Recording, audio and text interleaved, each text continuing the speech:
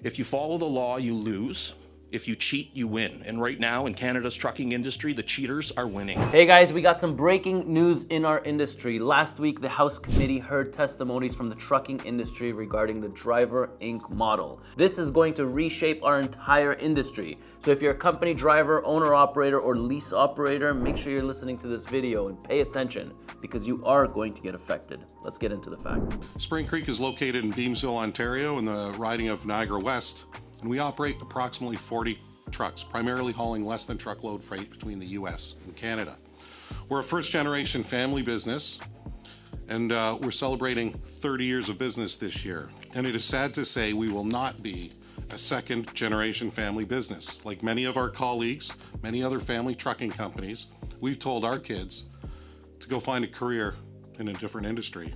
Because unlike 30 years ago, there's no future for trucking in Canada. The sole reason for this last statement is summarized by these two words: Driver Inc. So first, very quickly, let's touch on what is the Driver Inc. model, what is it that they're claiming, and why is it so important? So first of all, what is the Driver Inc. model? So the Driver Inc. model is basically when a company driver is working as a self-employed or under a corporation or is funneling money without paying payroll taxes. So the company benefits from it, and also the truck driver greatly benefits from it. I've been in the industry since 2005, and this has been a common topic. Probably it's been a hot topic for the last 10 years. I've actually done probably 5 different videos going way back to 2020. I think I did my first one. I'll see if I can find those videos and link them over here. All right, so who was a part of this meeting? Well, the Canadian Trucking Association delegation with a few other groups: Teamsters Canada, the Toronto Police Services, the Women's Trucking Federation of Canada, Trucking HR Canada, Trucking Training Schools Association of Ontario. That's who was involved. So I listened to the entire thing, and I wanted to clip some things, and I wanted to explain to you, the audience, a little bit in more detail with some of the answers that they gave, because I think we need some clarification. So let's get started. So first, let's talk about what are the effects of the Driver Inc. model on drivers. Okay, so first of all, they do not have any payroll deductions. They have their corporation, and a lot of the drivers that are on this model are deducting a lot of expenses that they shouldn't be, because they're allowed to under a corporation, and then only paying payroll taxes on a portion of their salary. What do I mean by that? So let's say a truck driver grosses $100,000, and I'm gonna get into pay statements just so you guys can see. He's gonna pay about 36% of that into payroll taxes, and at the end of the year, he'll most likely get a refund. What the Driver Inc. model does is basically he funnels this $100,000 into his corporation. He has about $40,000, $50,000, $60,000 of expenses throughout the year, like his car, his fuel, I mean, you name it, they deduct it, and then they only pay taxes on $30,000 or $40,000. This is why they're saying that it's a tax evasion, it's a manipulation, it's a loophole, that we should not, our industry should not be doing this. The bad side is what happens when you see right now trucking companies are going under, drivers are not getting paid. The reason that a lot of them are not getting paid is because they're not on payroll. They're on the Driver Inc. model. These people are paying 38 cents a mile compared to 68 cents. I don't know what that means, 38 cents or 78 cents a mile. But in other words, what I can understand is they're paid roughly half of what a regular driver would get. So since you don't understand what it actually means, let me try to break it down to you. So here are actual numbers. We have a driver in our fleet. We'll block off their names. This is actually his pay statement. So we have a driver. He grossed out $3,345. He paid for his protection plan, and he also paid for his health insurance.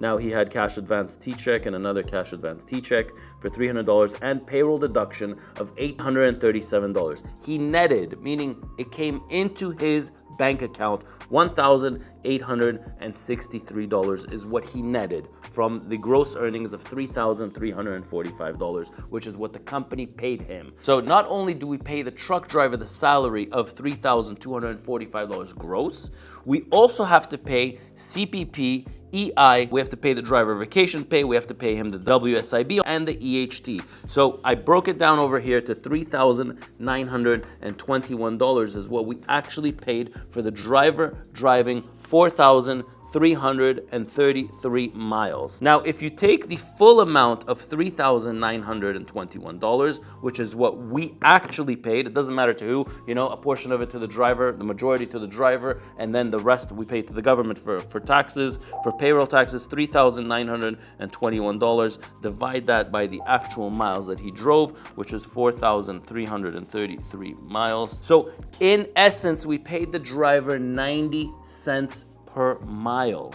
Okay, so this is where the biggest difference comes in. So if we have to pay the driver 90 cents per mile, someone who's doing the Driver Inc. model will pay this driver 65 cents per mile, which is the going rate right now in the GTA for truck drivers. Now, you see there's a significant difference between paying 90 cents per mile to 65 cents per mile. Now, if 65 cents per mile is what they would pay, do you know what the difference is per driver that these models are paying? That's a difference of 25 cents per mile, which is 38% discount is what a fleet that is paying the Driver Inc. model pays. 38% is the actual amount that they pay, the difference between a company that pays payroll. Now, you might say, okay, fine, 25 cents, is obviously a lot, but how does this affect you? If the government doesn't do anything, my company will fail. If we fail, it's not because we weren't efficient. It's not because we were lazy or didn't work hard. On the contrary, we've been forced to be extremely efficient just to survive to see today.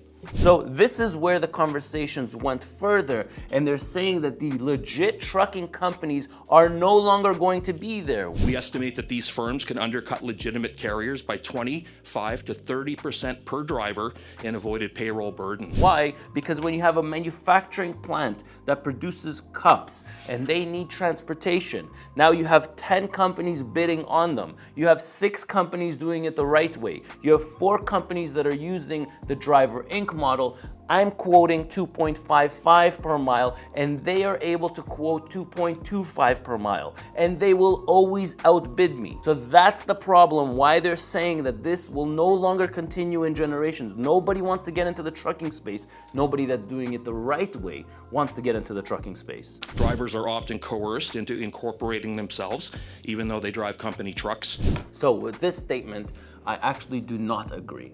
The truck drivers, maybe some of them are coerced, but I could tell you what goes on here at our company. If I play some of our HR, I get the calls all the time, and I listen to these phone calls, and it's not the trucking company that's convincing the drivers. If you do not hire Driver Inc. models, you're also at a disadvantage. Why? Because they refuse to work for anybody that won't pay on the system. It's no longer, we pick up the phones, hi, good morning, ET, hi, I'm looking for a job, how many years experience do you have? Yes, I have 3 years, over the road, cross border, okay. Do you guys pay Driver Inc.? No, we don't. Okay, well, thank you very much, I'll call you back later, bye-bye, and that's it. So if the driver is used to getting the Driver Inc. pay under his corporation, he will not go and work for payroll. So why can't they crack down on it? It's a pretty simple thing. And my honest opinion after hearing this information, there's too many hands involved in monitoring our trucking companies. So let's hear a little bit, maybe I can explain it. I'll go a little bit more in detail. From a labor perspective, it's shared by the ESDC or the Department of Labor and provincial authorities. From a tax perspective, it's CRA.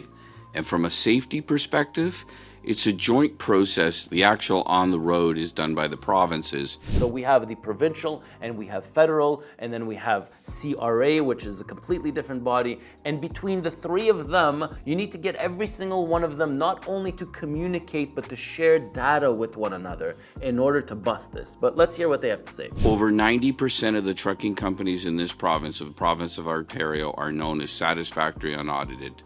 Do you understand what this means? So it's satisfactory unaudited, meaning they get the satisfactory, okay, and they're still unaudited. How can they be satisfactory if they're not audited? Somebody has to audit them in order to give them that status of satisfactory. So 90%, okay? Can you imagine? Now, I know some people that are inside our industry. We all know how easy it is to open up a trucking company, okay? And then you would hire drivers, and you go through this whole thing for 1 year, 2 years, 3 years, 4 years, 4.5 years. Yeah, you know what? You're not red flagged in safety and maintenance, but nobody's double checking how are you paying these drivers and are you paying them legit?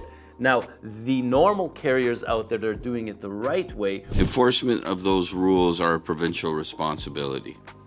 But what we are asking the national government and national committees to do is to then begin to audit carriers. We can't wait for them to get audited 6 or 7 years. Do you understand what happens to our space? Do you understand how uncompetitive we are when we go into a manufacturing plant? 25% of carriers that ESDC goes back to see to enforce are gone. Now, this stat is really good because that means that, we can do something about it. Now, if he's saying that 25% of the companies that are audited, they're no longer there, we just need to keep auditing, the new carriers and audit companies a lot more frequent. All right, so ideally, fastest way to fix this. We in Canada have the infrastructure for the scales.